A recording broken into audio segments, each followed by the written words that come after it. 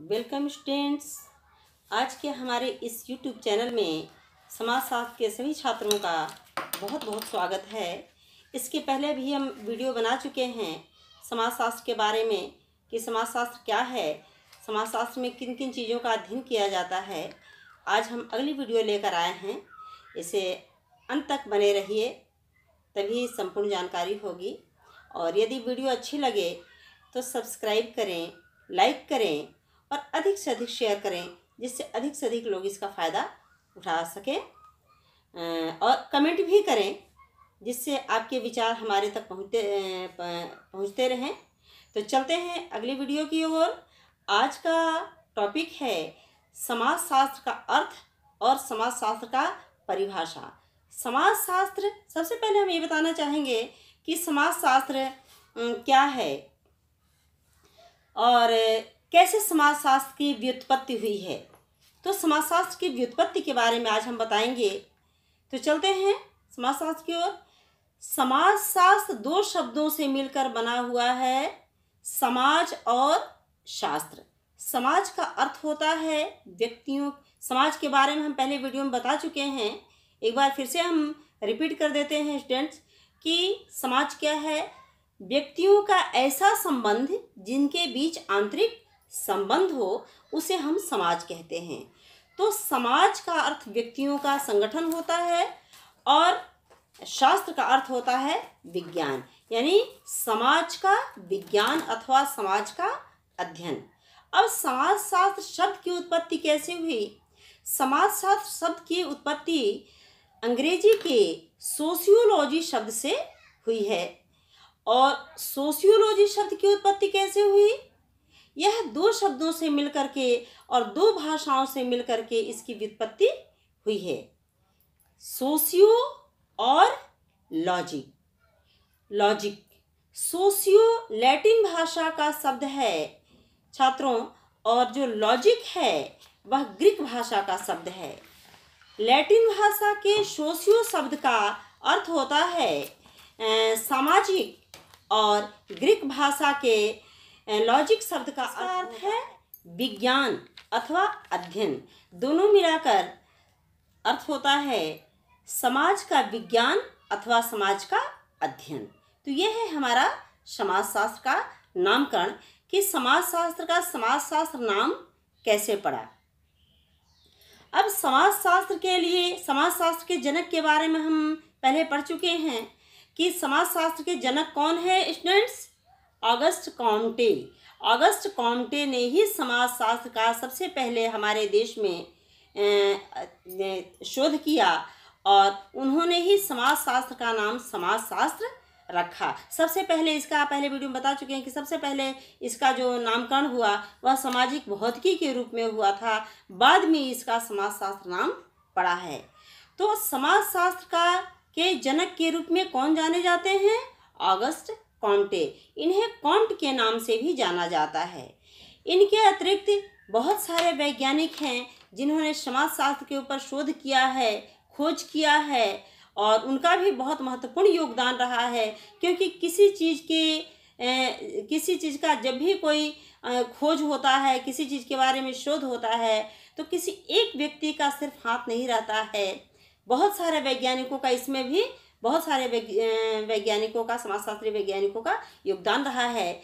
और उन्होंने अलग अलग बिंदुओं में अपने विचार व्यक्त किए हैं। किसी ने समाजशास्त्र को समाज का विज्ञान कहा है, तो किसी ने समाजशास्त्र को समाज का अध्ययन कहा है, किसी ने समाजशास्त्र को सामाजिक समूहों, सामाजिक क्रियाओं और सामाजिक व्यवहारों का अध्ययन कहा है। तो बहुत सारे ऐसे समाजशास्त्री वैज्ञानिक रहे हैं जिन्होंने समाजशास्त्र का अलग अलग परिभाषा के रूप में अपने अपने विचार व्यक्त किए हैं।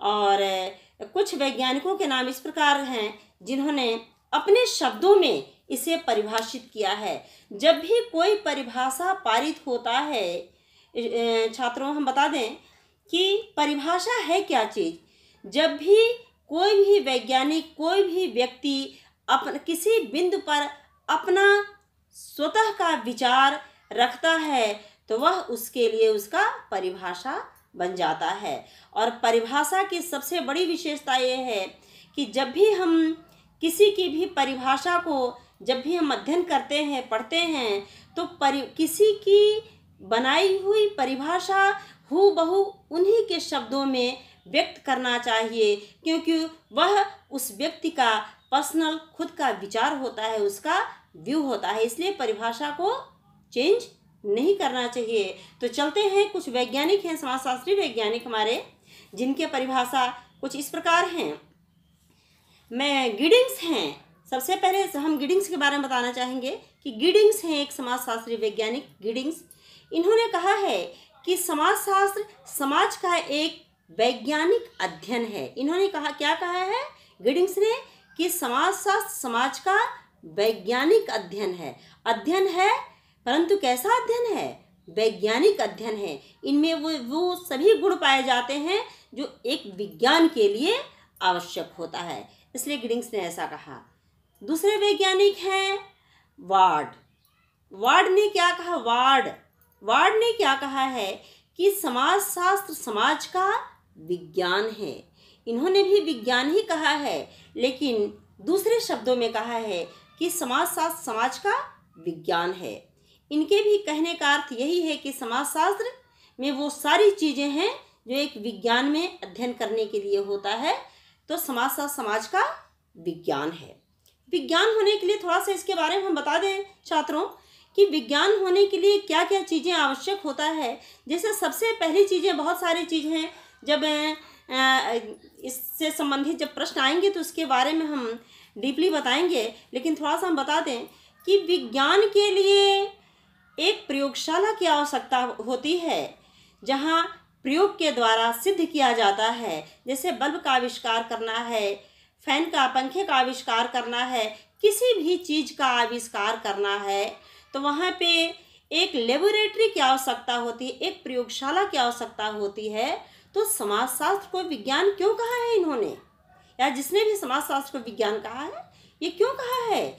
इसलिए कहा है कि समाजशास्त्र में जैसे किसी भी चीज़ के आविष्कार के लिए एक लेबोरेटरी की आवश्यकता होती है, प्रयोगशाला की आवश्यकता होती है, तो विज्ञान के लिए किसी 4 दीवारी कमरे की आवश्यकता नहीं होती है, 4 दीवारी वाले किसी लेबोरेटरी या प्रयोगशाला की आवश्यकता नहीं पड़ती है, बल्कि उसके लिए संपूर्ण समाज ही प्रयोगशाला होता है। वो समाज के अंतर्गत जो भी घटनाएं घट रही हैं, उन सभी घटनाओं को देखते हुए उसके बारे में उसका आकलन करता है, तब जाकर हमारा समाज या हमारे समाजशास्त्रीय वैज्ञानिक किसी निष्कर्ष पर पहुंच पाते हैं कि आगे क्या होगा। जैसे फैशन को ले लेते हैं, किस प्रकार से विकास हो रहा है। पुराने समय में जैसे किस प्रकार के परिवेश थे, रहन सहन थे, हमारी संस्कृति का विकास किस प्रकार से हुआ था और आज किस प्रकार से है, इन सभी चीज़ों को देखते हुए पश्चिमीकरण हुआ, आधुनिकीकरण हुआ, हमारे देश में बहुत सारी चीज़ आए, तो वैज्ञानिक नए नए आविष्कार हुए। इन सभी चीज़ों को देखते हुए समाजशास्त्री वैज्ञानिक यह निष्कर्ष निकालते हैं कि इसके अकॉर्डिंग जिस तरह से, जिस तेज गति से या जिस गति से विकास हो रहा है हमारे समाज का या पतन हो रहा है किसी भी क्षेत्र में, तो आगे के आने वाले 10, 20, 100, 50 साल में कितना परिवर्तन हो जाएगा, इस प्रकार की भविष्यवाणी समाजशास्त्री वैज्ञानिकों द्वारा किया जाता है। तो हमारे समाजशास्त्र के लिए संपूर्ण समाज ही प्रयोगशाला होता है, इसलिए समाजशास्त्र को विज्ञान माना गया है। किसके द्वारा? वार्ड के द्वारा। अब अगले वैज्ञानिक हैं ओडम, इनका नाम है ओडम। इन्होंने कहा है कि समाजशास्त्र वह विज्ञान है जो समाज का अध्ययन कराता है। समाज का यानी सामाजिक चीज़ों का, समाज में जितनी भी चीज़ें हैं, जो भी धर्म है, जाति, परंपरा, रीत रिवाज, लिंग, सारी चीज़ों के बारे में, व्यक्ति के व्यवहारों के बारे में, उनकी क्रियाओं के बारे में, सभी चीज़ों का अध्ययन कराने वाला एक विज्ञान है। यह है ओडम के अनुसार। तो समझ में आया छात्रों?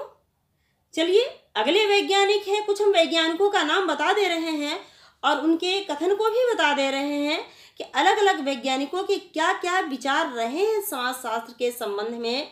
इस प्रकार से समाजशास्त्र किसी एक वैज्ञानिक का कथन या किसी एक वैज्ञानिक का शोध नहीं है, बल्कि बहुत सारे वैज्ञानिकों ने शोध किया है, जिसके आधार पर निष्कर्ष निकाला गया है कि समाजशास्त्र समाज के लिए परफेक्ट विषय है, जिसमें कि समाज के सभी तथ्यों का अध्ययन किया जाता है। तो अगले वैज्ञानिक हैं गिलिन एंड गिलिन। इनका नाम है गिलिन एंड गिलिन। इन्होंने क्या कहा है? इन्होंने कहा है कि समाजशास्त्र सामुदायिक जीवन से उत्पन्न अंतःक्रियाओं का अध्ययन है। इन्होंने क्या कहा है कि समाजशास्त्र सामुदायिक जीवन से उत्पन्न जो अंतःक्रियाएं हैं उसका अध्ययन है हमारा समाजशास्त्र। ये किसने कहा है? गिलिन एंड गिलिन ने। यानी इन्होंने अंतःक्रियाओं पर बल दिया है कि अंतःक्रियाओं के फलस्वरूप जो उत्पन्न होता है, जो निष्कर्ष निकलता है, इसके बारे में अध्ययन किया जाता है। एक और वैज्ञानिक है fair and child. Fair and child, इन्होंने क्या कहा है छात्रों? देखिए, फेयर एंड चाइल्ड ने कहा है कि समाजशास्त्र मनुष्य और उसके पर्यावरण का अध्ययन है। समाजशास्त्र क्या है? फेयर एंड चाइल्ड ने क्या कहा है कि समाजशास्त्र मनुष्य और उसके पर्यावरण का अध्ययन है। मनुष्य यानी जहाँ पे मनुष्य जिस स्थान पे, जिस परिवेश में व्यक्ति रह रहा है, उसके आसपास का जो भी पर्यावरण है उसी का अध्ययन करता है हमारा समाजशास्त्र। पर्यावरण क्या क्या है? हमारे आसपास भी जितनी भी चीज़ें हैं, लोग रहते हैं, धर्म, परंपरा, रीत रिवाज, प्रथाएं, कानून, इन सब से हम परे नहीं हो सकते। इन्हीं सब चीज़ों के बीच में हमारा परवरिश, पालन पोषण होता है, जन्म से लेकर के मृत्यु पर्यंत। इसलिए फेयर एंड चाइल्ड ने कहा है कि समाजशास्त्र मनुष्य और उसके पर्यावरण का अध्ययन है। अंत में ये सब समाजशास्त्री वैज्ञानिकों के अपने अपने व्यू थे, अपने अपने विचार थे। तो अंत में निष्कर्ष निकल के क्या आता है छात्रों कि समाजशास्त्र क्या है? अंततः समाजशास्त्र वह व्यवहारिक विज्ञान है, समाजशास्त्र विज्ञान है जो मानवीय क्रियाओं, मानवीय समूहों और मानवीय व्यवहारों का अध्ययन कराने वाला एक व्यवहारिक विज्ञान है। ध्यान दीजिएगा छात्रों, यह समाजशास्त्र कैसा विज्ञान है? व्यवहारिक विज्ञान है, सैद्धांतिक विज्ञान नहीं है। समाजशास्त्र सिद्धांतों पर, समाजशास्त्र के जो भी नियम हैं, इसमें जो भी अध्ययन किया जाता है वो किसी एक सिद्धांतों पर नहीं टिकी होती है, क्योंकि हमारा समाज किसी एक सिद्धांत पे टिका नहीं होता है। पहले का सोसाइटी कुछ और था, आज का सोसाइटी कुछ और है। पहले के लोगों का विचार उसके हिसाब से था और आज के लोगों का जो विचार है आज के हिसाब से है, नवीनता है आज के लोगों के विचार में। तो इसके अनुसार उनके विचारों में भिन्नता है और इसलिए एक जैसा कोई सिद्धांत हमारे समाज में टिक ही नहीं सकता है। इसलिए सिद्धांतों पर नहीं चल सकता है व्यक्ति का जीवन और हमारा समाज यदि चलता है तो वह व्यवहारों पे चलता है। जैसे जब भी व्यक्ति का समाजीकरण होता है तो जैसा हम सामने वाले को देखते हैं वैसा ही हम व्यवहार करने लग जाते हैं। इसका मतलब है कि हमारा व्यवहार महत्वपूर्ण होता है। तो समाजशास्त्र एक व्यवहारिक विज्ञान है, सैद्धांतिक विज्ञान नहीं है। तो आज का विषय इतना ही बच्चों। समाजशास्त्र का अर्थ और परिभाषा आज बताया गया। और यदि वीडियो पसंद आई तो कमेंट करिए, अधिक से अधिक लोगों को शेयर करिए, जिससे हमारा भी उत्साह वर्धन हो सके और आगे हम अगली वीडियो में फिर से एक क्रमबद्ध तरीके से नए नए चैप्टर लाते रहेंगे और आपको जानकारी देते रहेंगे। धन्यवाद।